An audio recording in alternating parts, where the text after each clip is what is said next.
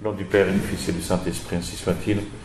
Notre Père qui êtes aux cieux, que votre nom soit sanctifié, que votre règne arrive, que votre volonté soit faite sur la terre comme au ciel. Donnez-nous aujourd'hui notre pain de chaque jour. Pardonnez-nous nos offenses, comme nous pardonnons à ceux qui nous ont offensés. Et ne nous laissez pas succomber à la tentation, mais délivrez-nous du mal, ainsi soit-il. Saint Pie X, au nom du Père et du Fils et du Saint-Esprit, ainsi soit-il. Alors, la dernière fois, je n'avais pas pu terminer le chapitre qui concernait les différentes expéditions de Bolivar. Bolivar, rappelez-vous, son idée principale, c'était s'affranchir de la tutelle de l'Espagne. Alors, Bolivar va rencontrer de grandes victoires, de grandes défaites, et nous allons voir comment il va terminer. Avant de passer à un très court chapitre sur les débuts de la vie de García Moreno. Donc je finis avec cette première partie. Je pense que c'est important de voir l'Équateur avant García Moreno.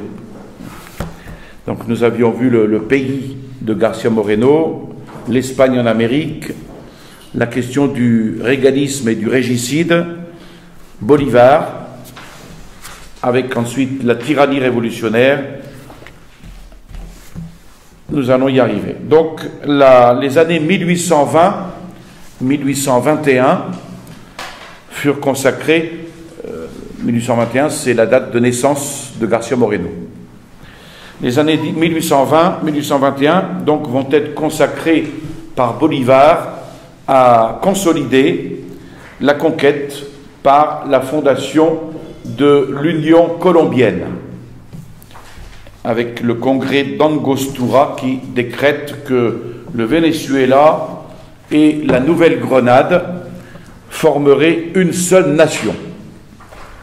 Voilà, nous en étions là. En conséquence, Bolivar va convoquer un nouveau congrès pour constituer, pour élaborer, pour présenter la constitution de la Colombie. Nommé président de la République, Bolivar abandonne le pouvoir au vice-président Santander. C'est un nom qu'il faut retenir, puisqu'il sera ensuite l'ennemi de Bolivar. Donc, nommé président de la République, il abandonne le pouvoir au vice-président Santander pour reprendre aussitôt l'œuvre d'affranchissement en partant porter le drapeau de l'indépendance en Équateur, au Pérou, et il se met en marche en janvier 1822. Alors, pour arriver à l'Équateur, il fallait traverser la province de Pasto. C'était une région de braves montagnards. Ces montagnards qui étaient des hommes, des femmes, des enfants, tout un peuple, un clergé, le clergé, embusqués derrière les rochers, protégés par les torrents, les fleuves, les frontières, donc avaient pris la résolution de vaincre les révolutionnaires ou de mourir pour leur roi et leur Dieu. C'était le général Garcia qui commandait la province. Il avait même juré au gouverneur de Quito qu'il lui amènerait enchaîné le traître Bolivar. Alors, il y a eu quelques combats. Après ces combats, Bolivar va entrer triomphant à Pasto et il apprend bientôt une bonne nouvelle. Le général Sucre, qu'il avait lancé dans l'Équateur pour lui préparer les voies, venait de remporter une éclatante victoire sur le général Emmerich, gouverneur de Quito.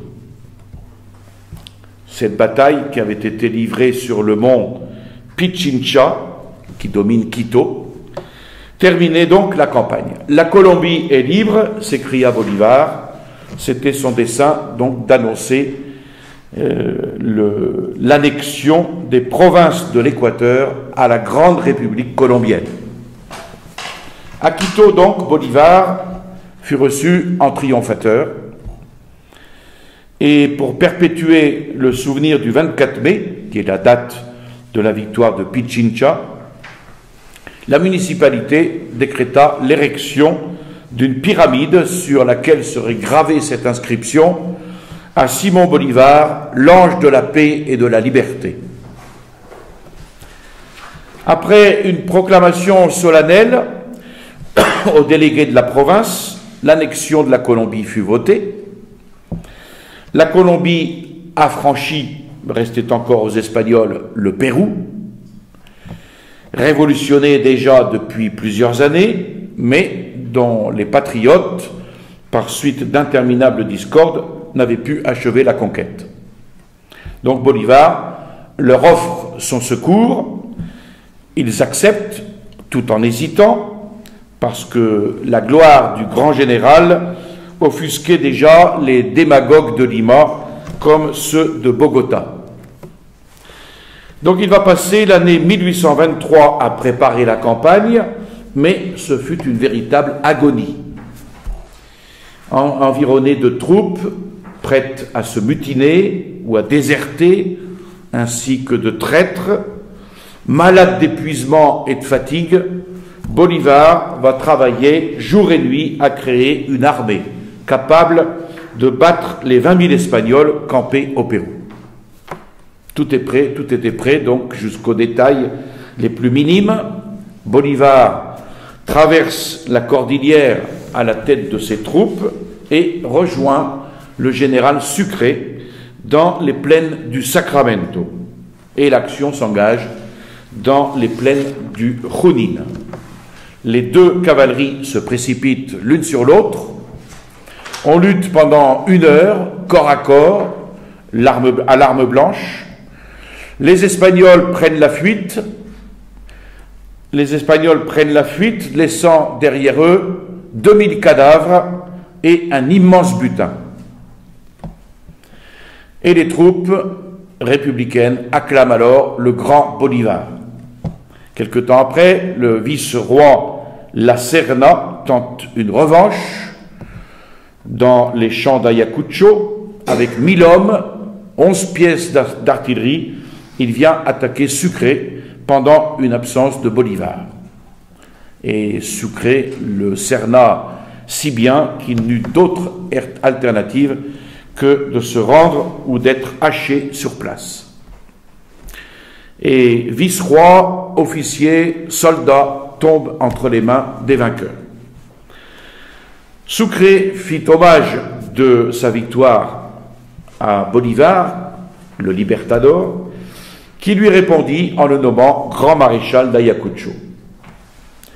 Cependant, le général Olaneta occupait encore le Haut-Pérou avec 8000 Espagnols. Bolivar envoie Sucre conquérir ce lointain pays pendant que lui-même organise les provinces péruviennes. Après une longue marche, l'armée arrive donc au pied du Potosi et le 1er avril 1825, il écrase les royalistes dans un combat qui fut le dernier. Alors Bolivar, en grand libertador, visite les villes du Pérou, Arequipa, Cusco, Pasco. Il descend à La Paz, qui se trouve en Bolivie aujourd'hui, capitale du Haut-Pérou, où il rejoint son armée triomphante. Et là, il reçoit les députés qui, pour immortaliser le nom de leur libérateur, avaient appelé leur république Bolivie, en souvenir de Bolivar, évidemment. Ils le prièrent de donner au pays qu'il avait sauvé du despotisme, entre guillemets, un gouvernement tout à la fois libéral et conservateur. Alors, édifié sur la Constitution, sur les défauts de la Constitution colombienne, qui déjà tendait à l'anarchie, Bolivar établit un pouvoir solide, un pouvoir durable. Présidence à vie, et cette présidence à vie va décourager les ambitieux, mais elle devait assurer la stabilité des institutions. Donc, 15 années de combat, voilà ce qu'aura duré le combat de Bolivar. Il était convaincu, je cite, d'avoir jeté par terre l'édifice de la tyrannie qu'avait élevé pierre par pierre 3 siècles d'usurpation et de violence. Quand même être gonflé pour sortir cela. Et il exprime sa joie de se voir affranchi des millions, de voir affranchi, dit-il, des millions et des millions de frères réduits à l'esclavage le plus dégradant. Pauvre Bolivar. Il va bientôt apprendre à ses dépens que l'étendard de la liberté n'est déjà plus dans les mains de la Révolution et que le sombre drapeau d'un despotisme bien plus lourd que celui des rois va faire son apparition. La Colombie périra parce que Bolivar a oublié d'y planter l'étendard de Christophe Colomb, l'étendard de la croix. Et donc arrive la tyrannie révolutionnaire. Bolivar avait affranchi, entre guillemets, l'Amérique de l'Espagne, mais est-ce qu'il l'avait affranchi de la tyrannie? Bien sûr que non. Et du joug régaliste, il la fit passer sous le joug le plus écrasant des révolutionnaires. Bolivar, grand guerrier, grand orateur, mais politique à courte vue.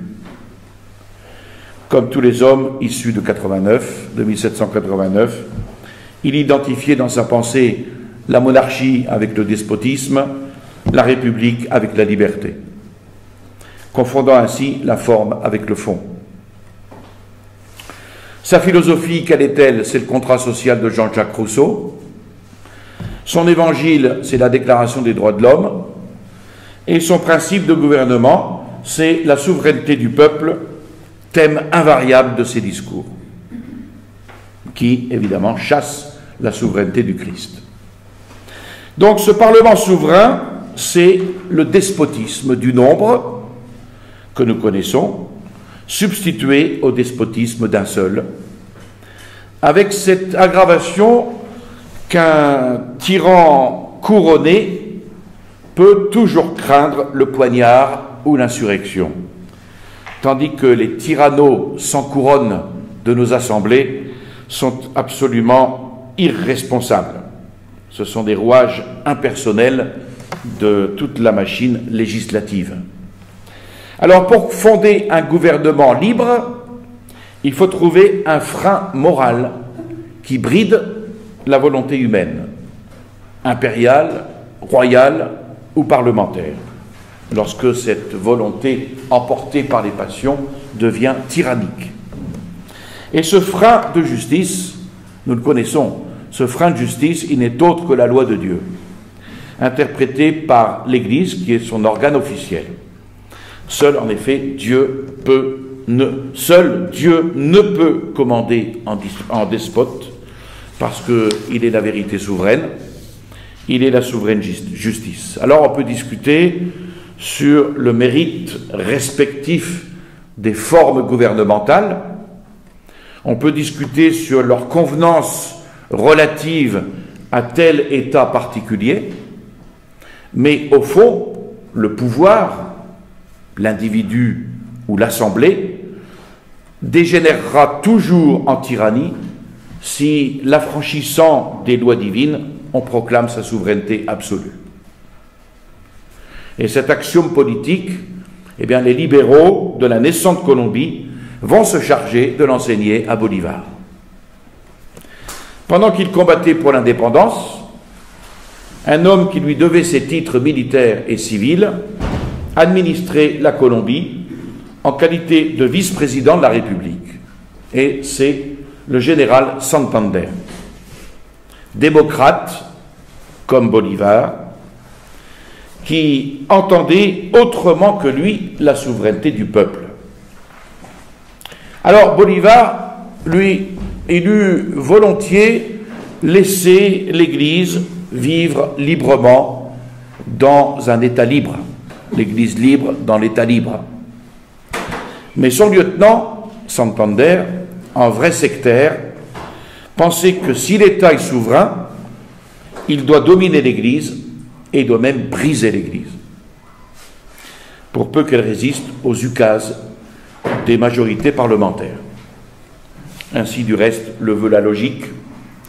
La révolution, basée sur le satanique principe de la souveraineté absolue de l'homme, doit fatalement persécuter l'Église, laquelle n'abdiquera jamais la souveraineté qu'elle tient de Dieu. Mais au sein des populations essentiellement catholiques, comment créer dans les chambres une majorité hostile à l'Église? Santander n'ignorait, sous ce rapport, aucune des manœuvres européennes. D'abord, il établit à Bogota une loge maçonnique qu'on décora, pour ne pas effaroucher le peuple, du beau nom de Société des Lumières. On y donnait aux naïfs des leçons d'anglais, de français. Quel humanitarisme! Puis on les enrégimentait dans la secte, qui bientôt fut très en vogue. Alors, à côté de Santander, déclaré vénérable, et des ministres grands dignitaires de la loge, figuraient des généraux, des commerçants, des avocats, des prêtres, et même des religieux plus ou moins libéralisants. On y banquetait, on y invectivait contre l'Espagne, contre l'Inquisition, contre l'intolérance des papes, la domination du clergé. Vous voyez, ce sont des thèmes qui sont récurrents, encore aujourd'hui. La religion ferait de grands progrès, disait-on, à ses apprentis, si le clergé se désintéressait de la politique. Alors, pour répandre dans le peuple le poison élaboré dans les loges, les journaux de la secte se mirent à saper tous les principes sociaux, à dénaturer l'histoire, à vilipender chaque jour les gens de bien et les membres du clergé. Et ces disciples de Voltaire avaient appris de leur maître qu'à force de mentir, on finit par infiltrer le mensonge dans les esprits. Mentez, mentez. Se croyant alors en mesure de dresser contre l'Église le formidable engin de la souveraineté du peuple, Santander insinua que pour donner à la Colombie un code vraiment libéral qui l'émancipa à jamais de sa trop longue servitude, les électeurs devaient écarter du Congrès les réactionnaires, les fanatiques, les partisans occultes du gouvernement déchu. Un petit peu ce qu'on voit aujourd'hui avec l'exclusion des communitaristes aux prochaines élections. Appuyés de savantes manœuvres électorales, ces perfides déclamations produisirent un tel effet que ce peuple catholique députa pour lui fabriquer sa constitution une imposante majorité de francs-maçons. C'était en 1821, alors que Bolivar, plus préoccupé de battre les Espagnols que de légiférer, entreprenait sa grande expédition de l'Équateur et du Pérou. Les constituants se réunirent donc à Cúcuta, sous la direction de Santander, et toujours dans les actes législatifs précédents, figurait un article déclarant la religion catholique, religion de l'État, à l'exclusion de tout autre. Le Congrès biffa cet article, sous l'hypocrite prétexte qu'une pareille mention n'a point de raison d'être dans un pays catholique. Aujourd'hui, on dirait c'est une discrimination. En vain, la minorité démasquait-elle un sophisme qui voilait mal les desseins des francs-maçons, et ceux-ci votèrent la suppression et expulsèrent même du Congrès le docteur Barros, qui refusa d'apposer sa signature au bas d'une constitution, disait-il, entachée d'un vice capital. On n'avait plus à se gêner avec une religion dont les droits étaient exclus de l'acte constitutionnel. Le Congrès vota l'abolition de l'Inquisition, il vota l'abolition de l'index ecclésiastique, attribua au gouvernement la censure des livres et des journaux.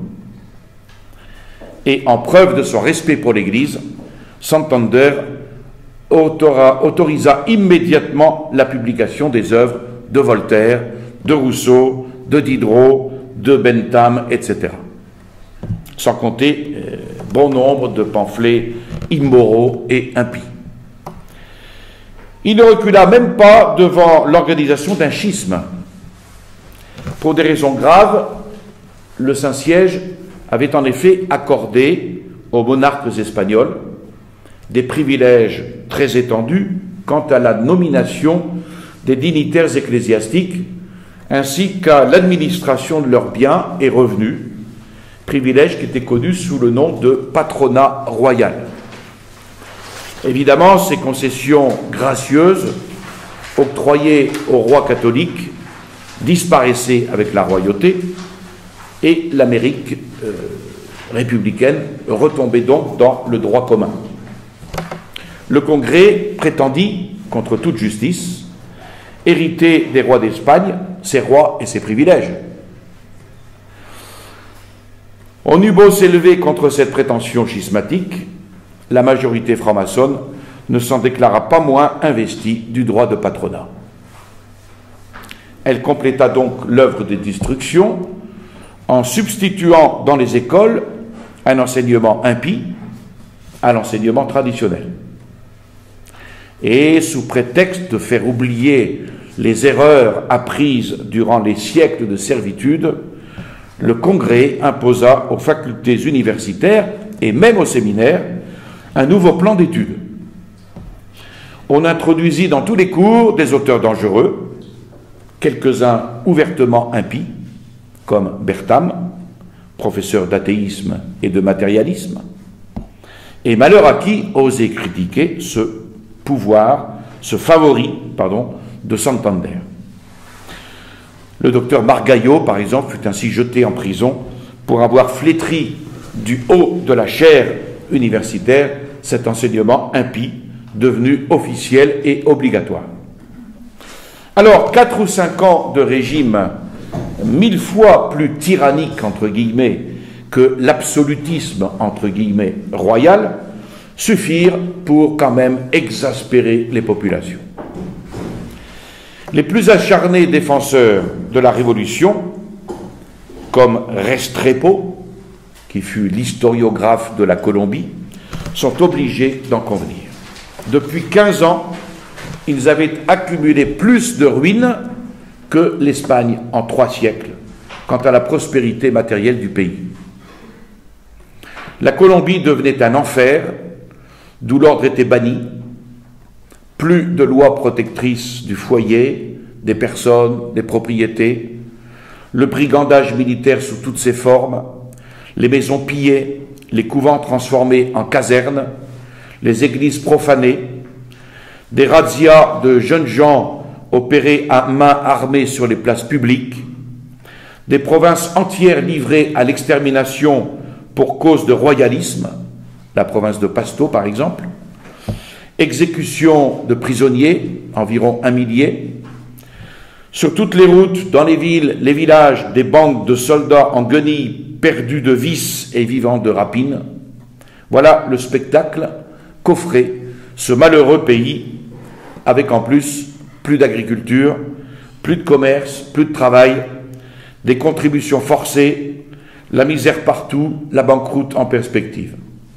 Alors le peuple se mit à pousser des cris qui parvinrent jusqu'aux oreilles de Bolivar, au moment où il descendait de son trépied de Potosi, au Pérou, en Bolivie, actuellement en Bolivie. Et encore un Bolivar encore tout enivré de sa victoire sur les tyrans et tout fier du cadeau qu'il avait fait à l'Amérique en la dotant du funeste système parlementaire. Agriculteurs, commerçants, prêtres, magistrats maudissaient le nouveau régime et demandaient un sauveur, qui ne sera pas Jésus-Christ, mais qui sera Bolivar. Arrivé à Lima, les doléances de son peuple lui parviennent donc de plus en plus nombreuses et de plus en plus vives. Après avoir chassé les Espagnols, il lui restait, disait-on, à débarrasser le pays des tyrans libéraux et de leur exécrable constitution. Les uns lui conseillaient de restaurer la royauté, les autres de ceindre lui-même la couronne sous le nom d'empereur des Andes. Et le brave Páez, qu'il avait nommé gouverneur du Venezuela, ennemi personnel de Santander, ce général, ce brave Páez, le sommait d'imiter Bonaparte au retour d'Égypte et de se jeter à la porte tous les idéologues du Congrès. Sous l'empire du mécontentement général, les éléments divers dont se composait la Colombie se désagrégeaient. Páez travaillait à séparer le Venezuela de l'Union colombienne. D'autres ambitieux agitaient les provinces de l'Équateur. La dislocation et la mort s'annonçaient donc à bref délai. Malgré sa haine pour Bolivar, Santander se vit obligé de faire appel à lui pour intervenir. Mais le vainqueur de l'Espagne, vaincu lui-même par le faux principe dont il s'était fait l'esclave, va devoir se débattre, mais en vain, contre la tyrannie révolutionnaire. Au nom du peuple souverain, les santanderistes vont coucher dans le même sépulcre Bolivar et la Colombie. Bolivar connaissait à fond le mal dont souffrait son pays. À la constitution anarchiste, antisociale, anti-religieuse de Cuenca, il eût voulu substituer le système bolivien, c'est-à-dire une sorte de royauté constitutionnelle, moins l'hérédité dans le chef de l'État. Un président à vie, investi de pouvoirs étendus, un Sénat inamovible et une chambre élective. Moyen terme entre la vraie république et la vraie monarchie. Et ce moyen terme lui paraissait répondre aux exigences du tempérament américain, aux souvenirs du passé comme aux aspirations du présent. Et le 25 mai 1826, il le déclarait nettement au général Páez, qui voulait faire de lui un nouveau Napoléon. « La Colombie n'est pas la France, lui disait-il. Je crois qu'au temps marqué pour la réforme des lois constitutionnelles, il faudra les améliorer nettement dans le sens du principe conservateur, mais sans sortir du système républicain. » Et pour opérer cette évolution, il comptait sur son influence, sur la sagesse d'un futur congrès, peut-être aussi sur un reste de dévouement patriotique des santanderistes. Mais il prétendait ne pas sortir de la légalité pour imposer ses vues. En septembre 1826, il arrivait à Guayaquil, en marche sur Bogota. Les autorités des 3 départements de l'Équateur le supplièrent de prendre en main le pouvoir dictatorial nécessaire, à leur avis, pour combattre avec succès les anarchistes de la Colombie et les révoltés du Venezuela. Enchaîné, totalement enchaîné par son principe de la souveraineté des majorités, il répondit « La légalité suffit pour sauver le pays et je ne veux pas entendre parler de dictature. » Puis, dans une proclamation aux Colombiens, il poussait ce cri « Plutôt d'un père que d'un maître ». Quel est ce cri? « Le bruit de vos discordes est arrivé jusqu'à moi. Je viens à vous avec une branche d'olivier à la main, un peu comme Mélenchon et son rameau d'olivier. Cessez vos funestes dissensions, ou bientôt la mort succédant à l'anarchie planera sur des déserts et des ruines. » Il n'était pas aussi bon prophète. C'est ce qui va se passer. Les libéraux de Bogota, Santander en tête, se moquaient bien de sa branche d'olivier. Afin de paralyser d'avance les efforts du réformateur, ils invectivèrent dans leurs journaux contre le despote qui brûlait de ceindre la couronne et d'imposer au peuple la charge d'esclavage dont il avait doté la Bolivie. Santander échauffa si bien ses avocats, ses étudiants et la population que Bolivar, après 5 ans de triomphe et d'ovation à travers l'Amérique, fut reçu comme un ennemi dans son propre pays.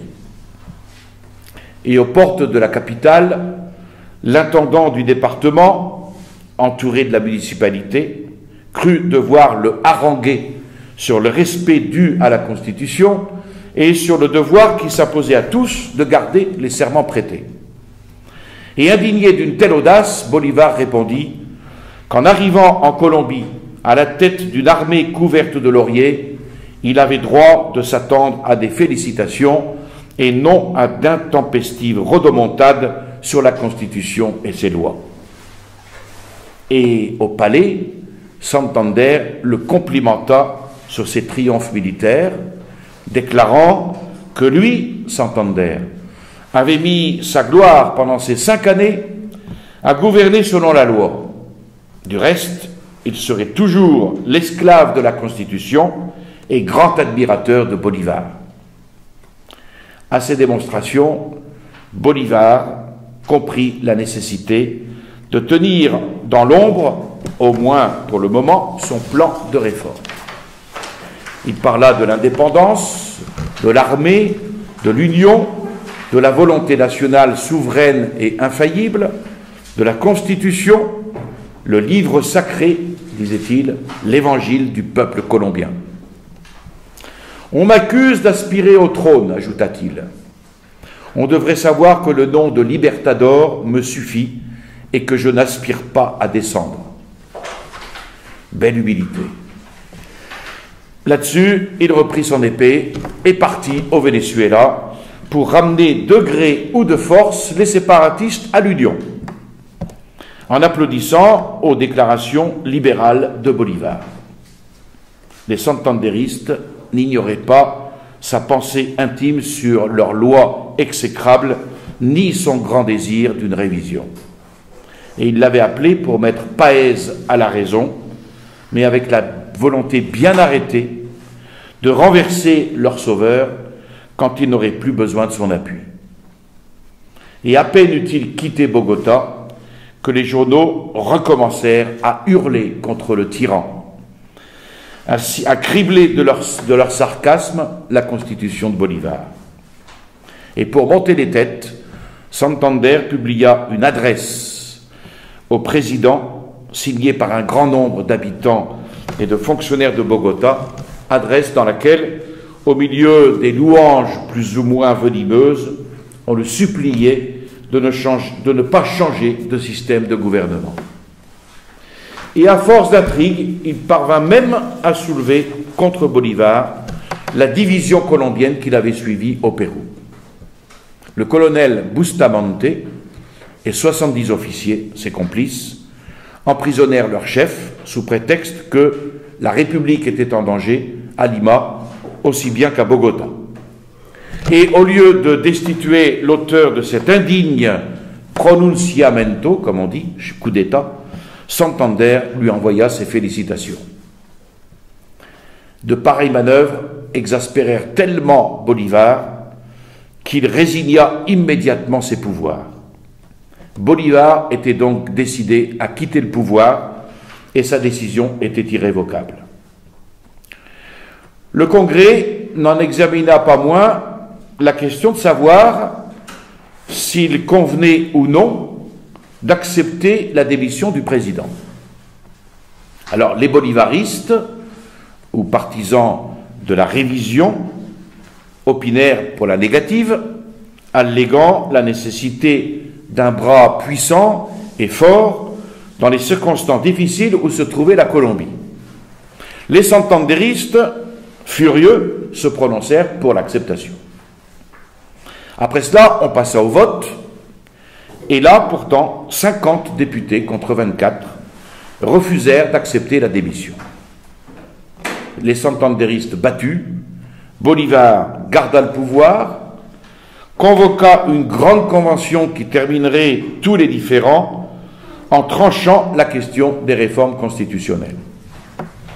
Et toujours respectueux de la souveraineté nationale, il recommanda aux agents du gouvernement de proposer au choix des électeurs des hommes de probité, de patriotisme, puis de laisser à chacun sa liberté. Là-dessus, ces fonctionnaires se croisèrent les bras pendant qu'une légion de santanderistes dénonçait aux villes et aux villages le tyran, l'usurpateur, l'ennemi de la patrie. Et comme d'ordinaire, le peuple trompé prit parti pour les plus actifs et les plus audacieux. Et il députa à la Convention une forte majorité de santanderistes. L'Assemblée se réunit à Ocaña le 6 avril 1828. Bolivar, toujours en campagne contre les insurgés, adressa aux députés un message fortement motivé sur la nécessité de fortifier le pouvoir exécutif. L'Assemblée écouta le message dans un profond silence, mais bientôt les santanderistes vomirent un flot d'injures contre le dictateur réclamant à grands cris sa déchéance. Et en présence de ce parti pris, la minorité refusa d'assister aux sessions, ce qui, faute du nombre requis pour délibérer, entraîna la dissolution de l'Assemblée. La situation devenait grave, très grave. Les libéraux parlaient d'exiler ou même d'étrangler Bolivar. Et dans une pareille extrémité, le colonel Herrán, chef du département, convoqua une junte populaire. Le peuple décréta d'emblée la dissolution du Congrès et la dictature temporaire du président. Et aussitôt, le Conseil d'État et les autorités civiles et militaires se rallièrent à la junte et Bolivar entra dans la capitale au milieu d'un peuple en liesse. Vous voyez, c'est affolant de voir ça. Il consentit à prendre le pouvoir jusqu'au 2 janvier 1830, date fixée pour la convocation d'un nouveau congrès. Mais la révolution ne désarme jamais. Ce qu'elle ne peut abattre, elle les assassine.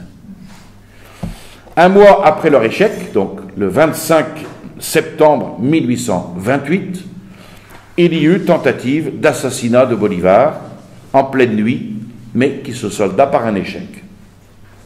Les plus coupables des assassins furent fusillés et Santander, convaincu d'avoir trempé dans l'assassinat, fut banni.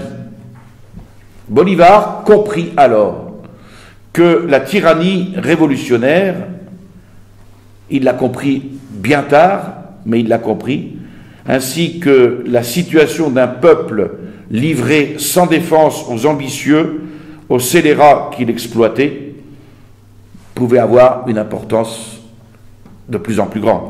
Alors, ne consultant que la justice et l'intérêt de la patrie, il dicta 2 décrets.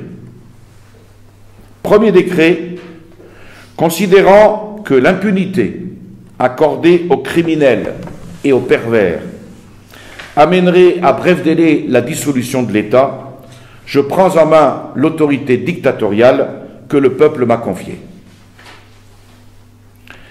Deuxième décret, considérant que les sociétés secrètes ont pour but principal de préparer les révolutions politiques et que le mystère dont elles se couvrent révèle suffisamment leur caractère nuisible, j'ordonne la dissolution de ces sociétés et la fermeture des loges. Très bonne disposition, mais qui arrive largement trop tard, puisqu'on va voir la suite. Afin de rétablir l'union intime entre l'Église et l'État, il exhorte vivement le clergé à prêcher sans cesse la morale chrétienne. Enfin, persuadé que l'enseignement universitaire empoisonnait la jeunesse, il en ordonne la réforme complète, expulse des écoles les auteurs dangereux et y introduit l'étude approfondie de la religion. Bolivar avait pour lui la raison, mais pas la logique. L'homme de 1789 avait trop caressé, avait trop vanté, avait trop divinisé la Révolution pour qu'elle se laissât finalement museler par lui. Pauvre naïf. La date solennelle du 2 janvier 1830 allait remettre Bolivar en présence du peuple souverain. Durant l'année entière, ses ennemis avaient déployé les moyens les plus ignobles pour le discréditer auprès des électeurs. À force d'entendre dire que la dictature était le marchepied du trône, le peuple s'imagina qu'en votant pour les partisans de Bolivar, il voterait le rétablissement de la royauté, et les santanderistes triomphèrent sur toute la ligne. Outré d'une pareille attitude, brisé de fatigue, malade, Bolivar succomba sous le poids du découragement et du chagrin. Et ne voyant aucun moyen légal de résistance aux oppresseurs de la patrie, il laissa dire et faire. Sa décision irrévocable était de rentrer dans la vie privée. Aussitôt, Bolivar, après l'ouverture du Congrès le 15 janvier 1830, Bolivar envoie sa démission dans des termes qui ne laissent aucun doute sur ses intentions. D'un mot qui résumait l'histoire des 20 dernières années, il établit ce triste mais fatal bilan de la tyrannie révolutionnaire. Je cite, « Concitoyens, je le dis, la rage au front, nous avons conquis l'indépendance, mais au prix de tous les autres biens. » C'est beau, c'est bien dit, mais...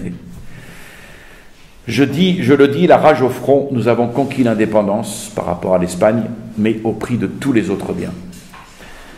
Sans tenir compte des instances du Congrès, qui le priaient de garder le pouvoir jusqu'après le vote de la Constitution et l'élection des autorités nouvelles, il fit part au peuple de sa retraite définitive. Et le 8 mai, Bolivar partait pour Carthagène avec le dessein de passer en Europe. Et des bords de la mer où il s'était rendu pour rétablir sa santé délabrée, il vit s'écrouler totalement l'édifice qu'il avait bâti. Le Venezuela s'organisait en république indépendante, sous la présidence du général Páez. Les 3 départements de l'Équateur, Quito, Cuenca et Guayaquil, brisaient à leur tour la chaîne qui les attachait à la Colombie et se déclaraient autonomes sous les ordres du général Flores, un général dont on parlera plus tard, qui fut une vraie calamité pour l'Équateur. Ainsi, Bolivar assistait de son vivant au démembrement de sa grande république, dont ses officiers se disputaient les débris. On lui apprit bientôt que le maréchal Sucre, son meilleur ami, avait été lâchement assassiné par ses rivaux. Le désordre prit d'ailleurs de telles proportions à Bogota que le général Urdaneta, s'étant rendu maître de la ville par un coup de force, institua un gouvernement provisoire dont le premier acte fut d'envoyer une commission à Bolivar pour le supplier de reprendre le commandement. Il y en a qui ne comprendront jamais. Quelques mois d'une agonie morale suffirent pour conduire Bolivar au tombeau. Le 8 décembre 1830, à Santa Marta, se sentant défaillir, il reçut les derniers sacrements de la manière la plus édifiante et il dicta ses derniers adieux au peuple colombien. Vous avez été témoins de mes efforts pour implanter la liberté là où régnait autrefois la tyrannie. Moi, je n'aurais pas donné l'extrême-onction. Je n'ai cherché ni le repos ni la fortune et j'ai quitté le pouvoir quand j'ai cru n'avoir plus votre confiance. Mes ennemis ont abusé de votre crédulité pour détruire ma réputation et attaquer mon libéralisme. 2 choses qui me sont plus chères que la vie. Victime de mes persécuteurs, je leur pardonne avant de mourir. Je vous adresse mes derniers vœux pour la gloire et la consolidation de notre chère Colombie. Travaillez tous à rétablir, je vous en conjure, l'union. Citoyens en obéissant au gouvernement. Ministres de Dieu en élevant vos pensées vers le ciel. Et soldats en vous servant de votre épée pour défendre la société. Colombiens, ma dernière pensée est pour la patrie. Si ma mort peut contribuer à vous rendre plus unis, volontiers je descends au tombeau. Et le 17 décembre 1830, il rend son dernier soupir à l'âge de 47 ans. Dévoré par la Révolution, lui-même fils de la Révolution. Alors, dernière question, libérateur, Bolivar est-il un libérateur? En dépit du glorieux titre de Libertador, Bolivar ne fut pas un vrai libérateur. S'il chassa de l'Amérique les tyrans, entre guillemets, qui l'opprimaient au nom de l'omnipotence royale, ce fut pour la livrer à une horde de tyrannos qui l'écrasèrent au nom du peuple souverain. Et s'il lui donna l'indépendance, ce fut au prix de tous les autres biens, comme il le dit lui-même. Pour sauver l'Amérique, il fallait donc un autre Bolivar. Mais un Bolivar assez fort pour chasser les révolutionnaires, assez chrétien pour remplacer la souveraineté du peuple par la souveraineté du Christ et les droits de l'homme par les droits de Dieu. Or, le peuple souverain, entre guillemets, tel était le grand Dieu des Amériques. Et là, comment faire pour contrer le courant révolutionnaire à ce monde épris de 1789? En 1870, la Révolution mit à la porte l'homme qui avait tremblé devant elle. Napoléon eut le sort de Bolivar, et la France tomba dans cette effroyable anarchie que fut la Commune. La conclusion de Bolivar, c'est celle-ci. Les peuples doivent périr parce qu'aucun homme au monde n'est assez fort pour les tirer des griffes de la Révolution. Et le père Berthe, qui a écrit ce grand ouvrage sur Garcia Moreno, il l'a écrit pour protester, dit-il, contre cette conclusion désespérante et pourtant si logique en apparence, à savoir que les peuples doivent périr parce qu'aucun homme au monde n'est assez fort pour les tirer des griffes de la Révolution. Eh bien non, la Révolution n'a pas tellement assujetti, n'a pas tellement abêti les peuples qu'un Hercule chrétien ne puisse encore les arracher à son joug pour le rendre à Jésus-Christ et à son Église. Et c'est précisément pour relever des courages abattus que Dieu a suscité dans cette deuxième moitié du XIXe siècle ce phénomène politique qui s'est appelé Garcia Moreno. Il a été président de la République d'un des États révolutionnaires nés du démembrement de la Colombie, à savoir l'Équateur, 30 ans seulement après Bolivar, sans aucun respect pour les immortels, entre guillemets, principes, cet homme, par un coup de force, balaya les misérables qui s'engraissaient aux dépens du peuple souverain. Il installa dans son pays un gouvernement aussi catholique que celui de Saint-Louis, et il tira la nation du chaos où elle expirait. Et en 1862, en dépit des libéraux, en dépit des émeutiers, il signait un concordat qui restituait à l'Église son entière liberté.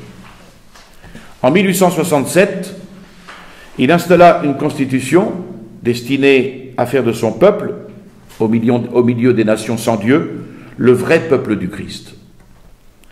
En 1870, il eut la hardiesse de protester seul, on le verra plus tard, contre l'envahissement des États pontificaux, alors que par la reconnaissance officielle d'un pouvoir usurpateur, les rois se faisaient les complices des brigandages italiens.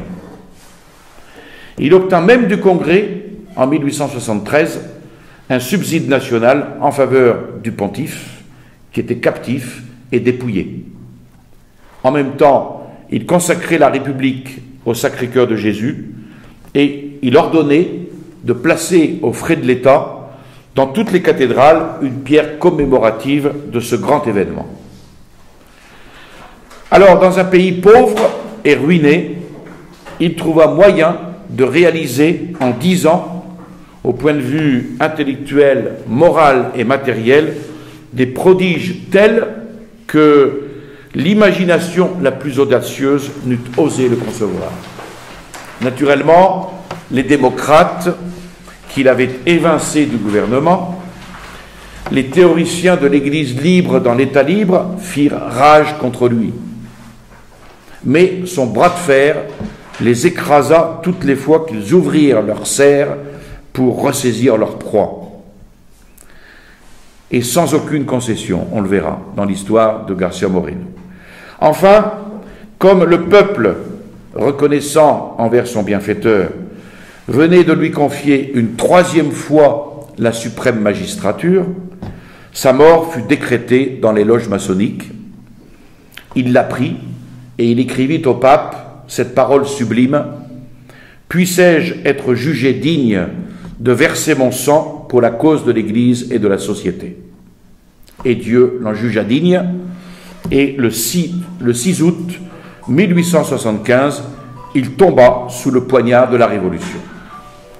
Et sa dernière parole fut le cri du martyr: « Dios no muere » Dieu ne meurt pas. Et en Équateur, il y eut des jours de deuil, de désespoir qui suivirent l'exécrable assassinat. Et c'est alors qu'en Amérique, comme en Europe, a retenti ce nom à jamais mémorable de García Moreno. Et le pape Pie IX fit élever une statue à celui qu'on a appelé le nouveau Charlemagne, dans cet Rome dont il avait si noblement revendiqué les droits. Le congrès de l'Équateur lui décerna ce solennel hommage, considérant que l'excellentissime Seigneur, Don Gabriel García Moreno, par sa puissante intelligence, comme par ses hautes vertus, a mérité d'occuper la première place entre tous les enfants de l'Équateur, considérant qu'il a consacré sa vie et son génie à la régénération et à la grandeur de la République, en basant les institutions politiques sur le fondement solide du principe catholique, considérant qu'avec la magnanimité des grands hommes, il affronta sans crainte la diffamation, la calomnie et les sarcasmes impies, donnant ainsi au monde l'exemple unique d'une inébranlable fermeté dans l'accomplissement du devoir, considérant qu'il aima la religion et la patrie jusqu'à souffrir le martyre pour elle, léguant à la postérité une mémoire illustrée de l'immortelle auréole dont le ciel couronne les vertus héroïques, considérant qu'il combla la nation d'immenses et d'impérissables bienfaits dans l'ordre matériel, intellectuel, moral et religieux, et considérant enfin que la nation doit gratitude, honneur et gloire aux citoyens qui, sous l'inspiration du plus pur patriotisme, savent ainsi l'ennoblir et la servir, l'Équateur, par la voix de ses législateurs, donne à García Moreno les titres de régénérateur de la patrie, martyr de la civilisation. Et afin de recommander ce noble héros à l'estime et au respect de la postérité, il lui sera élevé une statue en marbre portant cette inscription: à l'excellentissime García Moreno, le plus grand des enfants de l'Équateur, mort pour la religion et la patrie, la République reconnaissante. Ainsi, pour vaincre la Révolution, il a fallu un Hercule chrétien, un García Moreno, couvert de l'armure du Christ, c'est-à-dire des vérités sociales dont l'Église seule a le dépôt. Et seul de tous les chefs d'État, depuis le péché originel de 1789, et la déchéance des sociétés qui en a été la suite, García Moreno a restauré le gouvernement chrétien et a mérité le nom glorieux de régénérateur de la patrie. Voilà, c'est une introduction très grande à la vie de García Moreno que nous allons voir. Je peux continuer? J'ai simplement ces quelques pages. Alors, le père Berthe intitule son chapitre sur la vie de García Moreno, les premières années, le chevalier du droit, c'est-à-dire 1821-1856. Nous allons le voir simplement ces premières années. Alors, García Moreno est né à Guayaquil le 24 décembre 1821, donc en pleine ébullition, en pleine agitation bolivarienne, 6 mois avant la prise de Quito par les troupes républicaines. Il reçoit au baptême le prénom de son père, Gabriel García Gómez, d'une famille distinguée par sa noblesse, par ses mérites. Son père était de vieille Castille et il s'était expatrié pour chercher fortune en Amérique. Quand on dit chercher fortune tout à fait noblement, c'est comme moi j'ai connu des Français comme ça qui sont allés s'installer en Argentine au début du siècle pour faire fortune, et c'est tout à fait noble, il n'y a rien à redire là-dessus. Alors il s'établit à Guayaquil, donc, où il épouse la señorita Moreno, mademoiselle Moreno, Mercedes, fille de Don Manuel Ignacio Moreno, qui était chevalier de l'ordre de Charles III et membre inamovible de la municipalité de Guayaquil. Elle aura dans sa parenté José Ignacio Moreno, qui fut archidiacre de Lima, et Miguel Ignacio Moreno, père du cardinal Moreno, naguère archevêque de Tolède. Alors on trouve chez les deux époux un invincible attachement à la religion catholique et un souverain mépris pour les faux indépendants qui cherchaient à s'affranchir non seulement de l'Espagne, mais des habitudes religieuses dont elle avait pénétré ses colonies. Il y a des gens comme nous. En témoignage de l'estime de ses concitoyens pour sa douceur, son amabilité, son intrépidité, le père de García Moreno fut nommé procureur municipal. Quant à son épouse, Doña Mercedes, elle se distinguait par la supériorité de son esprit, sa solide piété, la dignité de son caractère, l'autorité de sa conduite. Une vraie femme.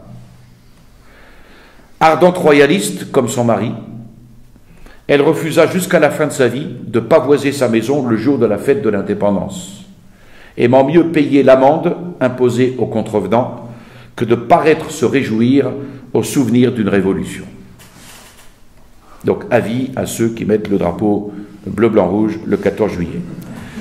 Dieu récompensa les vertus de ces généreux chrétiens par une belle famille, dont tous les enfants firent leur consolation et dont le plus jeune sera éternellement leur gloire, García Moreno, Gabriel. Alors l'aîné devint prêtre, le deuxième, bien que laïque, s'est illustré par une étude approfondie de la liturgie catholique.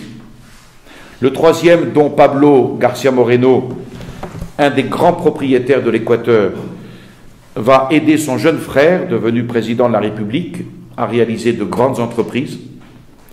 Le quatrième, Michel García Moreno, que le président préposa plus tard à l'administration des salines de l'État. Don Gabriel avait aussi 3 sœurs, Rosario, Mercedes et Carmen, toutes d'une vie sainte et irréprochable. Et puis Gabriel, le dernier rejeton de cette famille, au sein de laquelle il va puiser des sentiments de foi vive et d'honneur chevaleresque, une noble passion du devoir et les rudes leçons de l'adversité. Par suite des révolutions incessantes qui bouleversaient l'Amérique, que l'on a vu, son père essuya de grands revers de fortune. D'opulente qualité, sa famille est tombée dans la gêne et bientôt la pauvreté, avec ses souffrances, et surtout pour le petit Gabriel, puisque les autres avaient déjà terminé leur éducation. Doña Mercedes comprit la tâche que les circonstances lui donnèrent à remplir, et elle se chargea de former le cœur et l'esprit de cet enfant, Gabriel, et Gabriel s'habitua ainsi à vivre dans un climat de piété, un climat d'amour du devoir, de la régularité, d'amour de l'acceptation abandonnée des peines de la vie. Alors, son intelligence, il avait une intelligence remarquable, mais une intelligence trop précoce qui va se développer aux dépens de ses forces physiques. Et c'est ainsi que le petit Gabriel va devenir un enfant chétif, maladif, et ce qui va redoubler les sollicitudes maternelles. Gabriel comprit tous les sacrifices que sa mère s'imposait pour lui. Et plus tard, quand il parlait de la cité de Guayaquil, la cité par excellence des révolutions, il disait agréablement « Je n'y connais que deux bonnes choses, ma mère et la banane ». Mais, chose étrange, l'homme qui plus tard va étonner le monde par son audace, s'était montré dans son enfance un garçon timide, craintif à l'excès. Alors quand il y avait des ténèbres, les tempêtes, les morts surtout, eh bien, lui causait de mortelles frayeurs, à tel point que son père, qui était un chevalier sans peur, crut devoir employer les moyens les plus énergiques pour le guérir d'une pusillanimité qui l'inquiétait à bon droit. Un jour, l'ouragan ébranlait les maisons de la ville. Il enferma Gabriel sur un balcon, et l'enfant était affolé. Il l'enferma sur le balcon, il le laissa seul s'accoutumer au bruit du vent, des vagues et du tonnerre. Dans une autre circonstance, un cadavre gisait au milieu d'une chambre isolée, 4 cierges éclairant seuls le visage du défunt au milieu de la nuit, et Garcia Gomez demande au petit Gabriel d'aller de ses mains tremblantes allumer un cierge aux terribles veilleuses qui lui mirent aussi devant les yeux le spectre redouté. De plus, les événements de Guayaquil, que l'on a vus, dont la ville était le théâtre dans tous ces temps troublés, n'aidèrent pas peu à dissiper les terreurs imaginaires de cet enfant, et ils initièrent l'enfant à cette vie tourmentée qui allait l'attendre. Donc on peut dire qu'il a été élevé au bruit de la fusillade et du canon. À peine âgé de 9 ans, il quitte sa ville natale, à peine âgé de 9 ans, sans avoir quitté sa ville natale, il était passé par 4 nationalités différentes, successives. Sujet à sa naissance de la Grande République colombienne, il devient en 1827 membre de la Petite République de Guayaquil, libre et indépendante, puis citoyen du Pérou, qui, dans sa lutte contre Bolivar, avait cru bon de s'annexer cette perle du Pacifique, et enfin, en 1830, lors des derniers déchirements de la Colombie, on l'improvisa citoyen de la République de l'Équateur, constitué définitivement en État souverain. Donc tous ces changements à vue, ces hordes qui passaient et qui repassaient en hurlant contre les tyrans, ces bombardements dont la ville était sans cesse menacée, vont familiariser cet enfant avec les révolutions, avec les coups de main, avec les dangers de tout genre. Et ils vont contribuer, sans aucun doute, à doter son âme de cette insensibilité stoïque qu'on va remarquer pendant sa présidence et même avant dans les conjonctures les plus périlleuses. À cette époque, un nouveau malheur acheva de désoler l'enfant et la mère, la mort de Garcia Gomez, privant donc la famille de son unique soutien, ne permettant plus à l'enfant d'aspirer à une instruction quelconque. Mais les prières de Doña Mercedes vont permettre qu'un des religieux du couvent Notre-Dame de la Merci, le père Bettencourt, non loin de la maison, s'offrit à donner à l'enfant des leçons de grammaire. Et c'est ainsi qu'en 10 mois, il acquit une connaissance approfondie de toutes les règles de la langue latine. En quelques années, il parcourut le cycle entier des études élémentaires. Le père Bettencourt avait bien compris qu'il avait devant lui une intelligence d'élite à exploiter. L'enfant allait avoir 15 ans. Son professeur ne pouvait continuer une éducation qui lui demandait trop de temps et d'efforts. De plus, Guayaquil n'avait pas de collège où l'on trouva un enseignement complet. L'unique moyen donc d'acquérir à la science, c'était de se transporter à Quito pour fréquenter les cours de l'université. Donc en dépit des obstacles, des impossibilités, Gabriel décida qu'il continuerait ses études à l'université. Et à force de rechercher comment pourvoir aux frais d'un long séjour dans la capitale, que sa mère ne pouvait honorer, ce fut encore le père Bettencourt qui trouva la solution auprès de ses 2 sœurs pour le logement et la nourriture. Et c'est ainsi qu'il quitta pour Quito en septembre 1836, non sans déchirement, le foyer familial.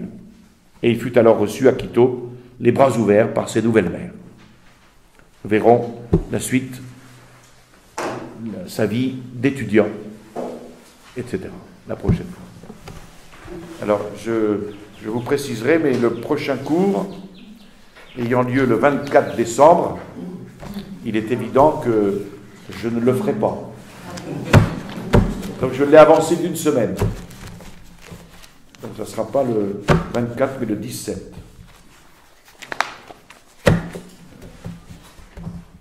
Je vous salue Marie, pleine de grâce, le Seigneur est avec vous. Vous êtes bénie entre toutes les femmes, et Jésus, le fruit de vos entrailles, est béni. Sainte Marie, Mère de Dieu, priez pour nous pauvres pécheurs, maintenant et à l'heure de notre mort, ainsi soit-il. Au nom du Père et du Fils et du Saint-Esprit, ainsi soit-il.